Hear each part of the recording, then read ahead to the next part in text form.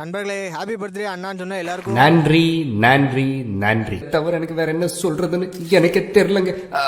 அப்புறம் நம்ம வீட்டில் 12 மணிக்கெலாம் கேக் வெட்டி நமக்கு அப்படியே சர்ப்ரைஸ் பண்ணாங்க. அப்படியே அவங்களுக்கு கேக் வெட்டிட்டு செலிப்ரேட் பண்ணிட்டு அப்படியே தூங்க போயிட்டேன். நண்பர்களே, இந்த வீடியோ நேற்று காலையில் எடுத்தது. எங்கள் அக்கா தான் இந்த ஃபோட்டோ ஃப்ரேம் எனக்கு கிஃப்ட் பண்ணாங்க. ஃபோட்டோ பார்க்கறதுக்கு ரொம்ப நல்லா இருந்துச்சு. தேங்க்ஸ் அக்கா.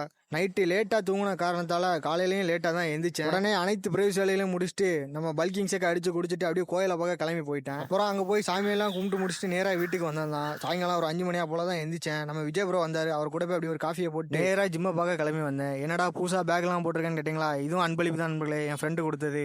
எப்படி மஜாவாக இருக்கா? கமெண்ட் பண்ணிட்டு பாருங்க எப்படி இருக்குன்ட்டு. அப்புறம் இன்னைக்கு நமக்கு ரெஸ்டேனால ஒர்க் அவுட் போடல. நம்ம ப்ரோ கூட போஸ்டிங் போட்டு நேராக கடைக்கு சாப்பிட கிளம்பி போயிட்டோம். நானும் விஜய் ப்ரோவும் அங்கே போய் கொஞ்சம் சீட் மீல அடிச்சு நொறுக்கிட்டு, அது எப்படி நான் மட்டும் உங்களெல்லாம் விட்டு தனியாக சாப்பிட்டா நல்லா இருக்கும், இந்தாங்க நீங்களும் சாப்பிடுங்க. அப்புறம் நம்ம நண்பர்களாக வந்தாங்க. அவங்களுக்கு அப்படியே ட்ரீட்டை வச்சுட்டு நேராக வீட்டை பார்க்க கிளம்பி போனேன். நண்பர்களே, சீட் மீல் என்னைக்காச்சும் ஒரு நாள் மட்டும் எடுங்க, டெய்லி எடுக்காதீங்க. அப்படியே நான் வீட்டுக்கு போய் என்னோட கடைசி மீல சாப்பிட்டு என்னோட நாளை முடிச்சுக்கிட்டேன். பூசை வீடியோ பார்க்கலாம், மறக்காம ஃபாலோ பண்ணிக்கோங்க. நாளைக்கு பார்க்கலாம். பாய்.